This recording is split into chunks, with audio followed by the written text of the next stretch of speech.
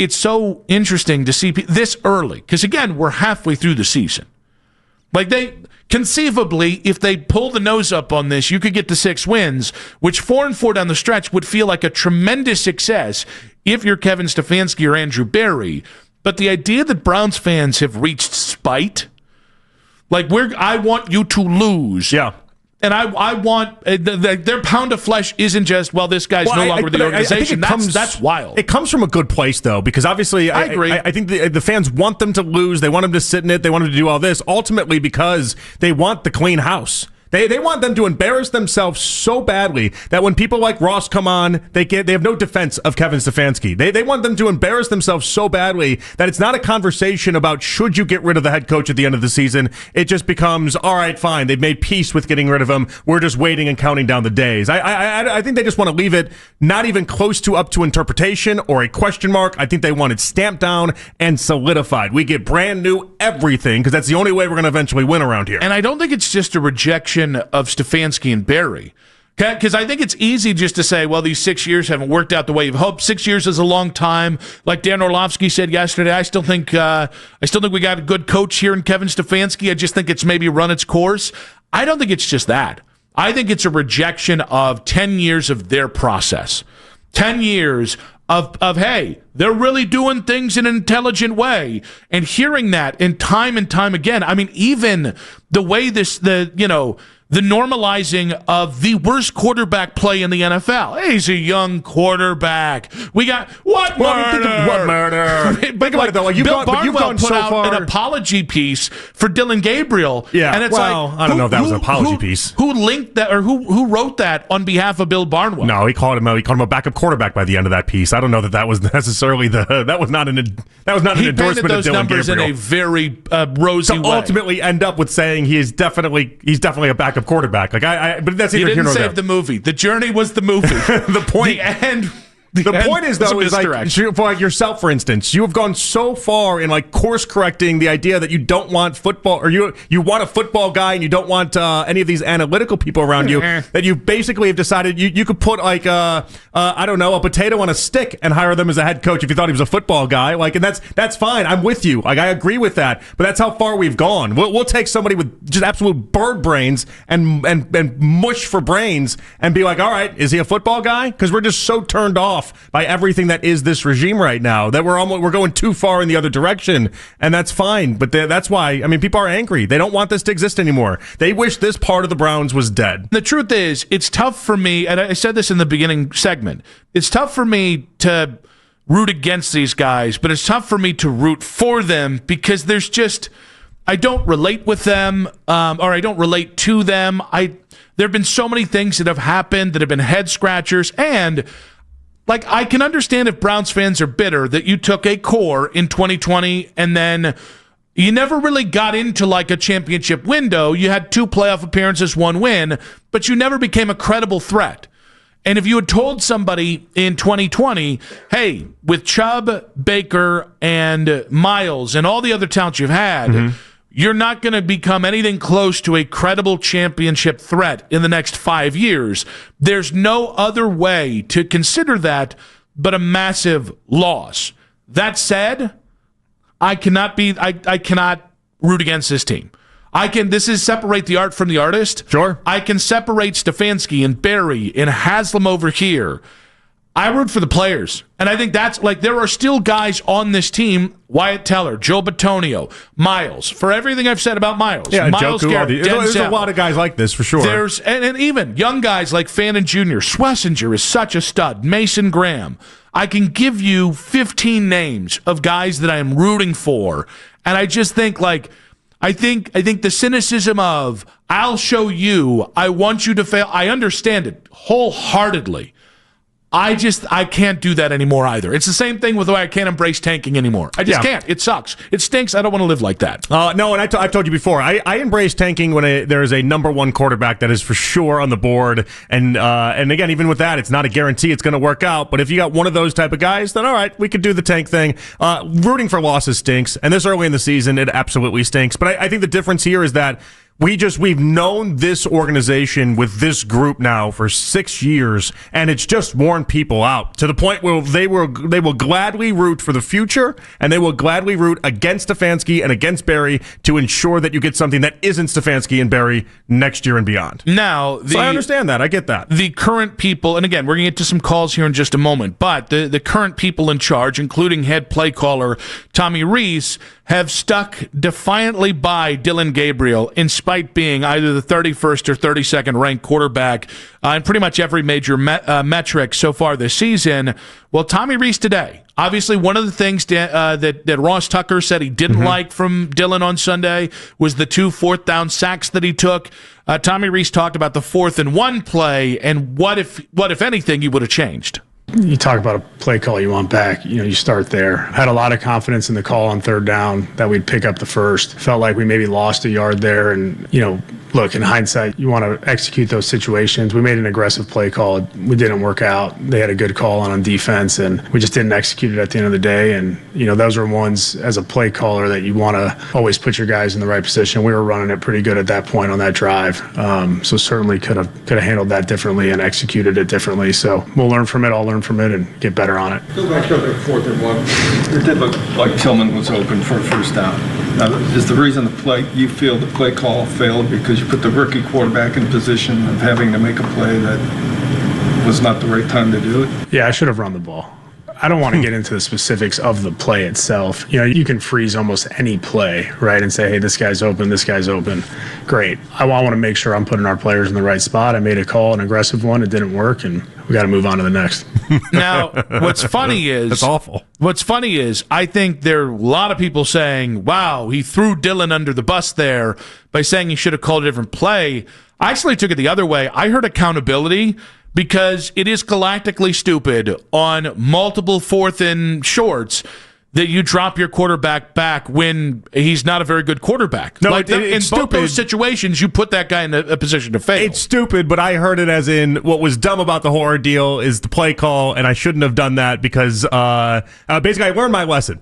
In trusting Dillon Gabriel on a 4th and short, that's not something I ever should have done, and next time I will just be running the ball. Well, but by the way, I think that's not... You shouldn't put a rookie quarterback in those situations, and you sure as hell shouldn't do it twice in one game. I know, but that is wild he said it the way that he did. Yeah, but again, I don't hear very little it's a confidence Dillon there. problem. I hear it's a me problem. Oh no, I heard it's a both parties problem, but I heard it's I'm going to be better and correct this because I can't possibly put him in that situation again because he's not going to be able to execute it and finish it off. 216-474-0092. Do you hear him maybe throw Dillon under the bus, or do you hear I asked all week for accountability. I got a coach on that staff to say something and then explain his reasoning that lines up with football logic.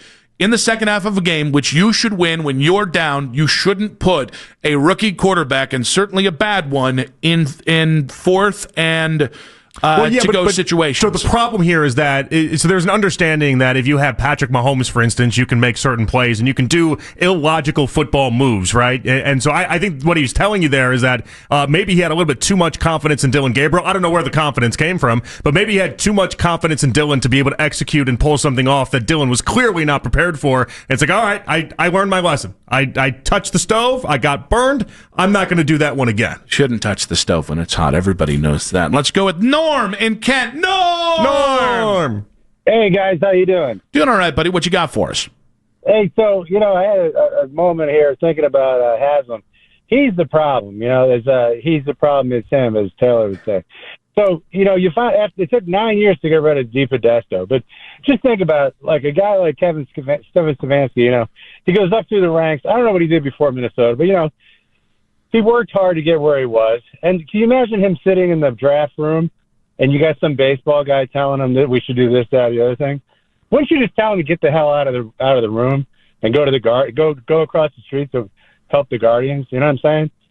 So what I will say with that and is thank that, you for the call, buddy. So there's one clear problem there, Nick, is that DiPodesto was one of the people spearheading for Stefanski to get the job. Yeah, and also Kevin took the job knowing this was going to be the case. Yeah, and so like it would be odd if then he turned around and was like, you know what, DiPodesto, the guy that vouched for me and the guy that basically is the reason why I got the job, I think you're an idiot. Yeah, and I think what's tough is that just doesn't happen. I do think Haslam has made it harder to identify and evaluate like your GM and your head coach. I do. That doesn't mean that those guys aren't bad at their jobs. I think that's the tough thing here is it's like Jimmy is 100% the problem and is a huge problem. And he's a problem in a myriad of different ways.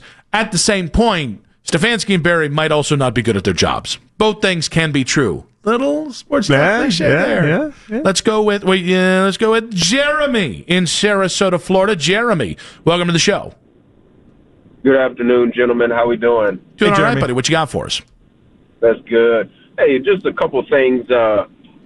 So I know yesterday Ken and Anthony, they were just talking about how you would be hearing if Shedeur, I guess, was doing better and stuff like that. So this is, I don't know if, I know you guys have had this guest on the show before. So Garrett Bush, you know, he does UCSS and stuff. And I like you explaining Garrett to us, by the way, only because you might not know this. You should know. Garrett's a former coworker. We worked with Garrett for a long time. We got a lot of G. Bush love. I did pregame shows with Garrett for 6 years. Oh, okay, yeah. So you guys are, y'all know Garrett and everything. But this morning, and he's been saying it for a couple weeks now, he's had players blowing up his phone. He said, just saying how this Dillon Gabriel experiment or whatever it is, it has to come to an end. Like these are words out of his mouth, and he's like, these aren't special teams players. These are legit players on the team that are reaching out to me, telling me this stuff. He said that this morning on the show. He said it the last couple of weeks, and then too as well. I'm not sure if you guys have heard of a guy named Brad Stainbrook. Yeah, we know Brad too. Yeah. So this was I subscribe to his, I guess. Hey, Jeremy, if you follow this up being like, I don't know if you know a person named Mary Kay Cabot, I might lose my mind on you, Jeremy. Have you heard of this fella? He's a bigger guy. His name's Ken Carman, Carman. It's a good radio host, Andy Baskin. I don't know. I don't live down there, so I don't know who knows, stuff like that, right? Real quick, we got about 30 seconds, buddy. What you got? Yeah, no, so this was what he reported. So he said there's a growing disconnect in Berea on the best approach at quarterback. Some coaches want to see Shedeur get meaningful reps and start, while some think Dillon is still the best option right now. One source in Berea told me there's no chance flat out that Dillon is the long-term answer. And then he said this week that they are absolutely discussing right now that there's discussion in the building whether the Browns should start Shedeur Sanders this week. Kevin Stefanski is still focused on developing Dillon Gabriel, but some in the organization believe Shedeur might give them a better chance to win in a spark right now. All right, Jeremy, we got a boogie, buddy, but we will react to that, okay? Thank you, Jeremy. Thank you to Brad Stainbrook for that. Hopefully we didn't blow up your Substack there, buddy. But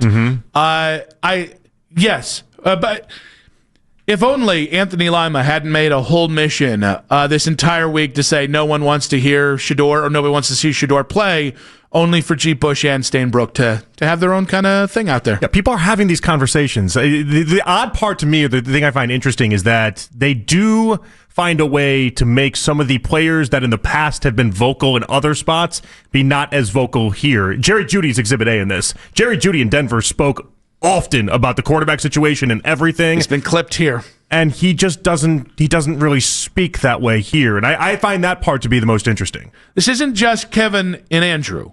This is the organizationally big picture and how they communicate their message and how they filter and how they treat the beat. Like, I watch all this stuff and I go, that's not how this should go. Like, you got a lot of people working really hard, and I don't think there's enough respect there either. I think it's those two things on top of any other thing you might have. Yeah, the losses are a big one. For myself, for me, it's how they've handled this quarterback situation the entirety of this year. And I already said in the offseason I would have fired them both, so I can't come back around and then be like, oh, yeah, no, if I already declared that in the offseason, I can't come back and be like anything more has happened. But how they've done this quarterback situation while seemingly not having a plan at all is just mind-blowing to me. But they got a plan. They don't have a plan. Because they told us they have a plan. They'd never lie to us. They don't have a plan. They're magicians when it comes to getting people to believe that they are doing anything but trying to lose, and it's amazing to me the amount of people that this offseason fell for it. We shouldn't frame one playoff win over this stretch as even having the tiniest amount of success. Yeah, especially when I think some of the reason why things have cratered off and on is I think it's a hangover from tanking. I think it's once you get, again, it's hard enough to win in the NFL if you're trying to win, meaning you can try to win as much as you like and you still end up losing. Once you like succumb to losing, especially when the owner is driving it and he is bought into it, oh boy, does it take. I mean, hell, guys, we're almost 10 years removed from the beginning of tanking, and they still haven't eradicated. Loser mentality is the best thing I can think of. Mm-hmm. That feels really harsh. I'm not trying to call anybody a loser, but loser mentality that's just so damn prevalent. And you can get out of it. You just need something. I feel like you need one of the two main spots to be incredibly special, right? Like the Lions lost for basically my whole lifetime. Then Dan Campbell happened. Something special, right? Yep. The Bills have, they for the past 20 years have just been awful. And then what happened? Josh Allen. I think you need something special to just basically, I'm not going to say fall into your lap, but like in many ways in the NFL, you do need a quarterback, a head coach, something special to happen to the franchise.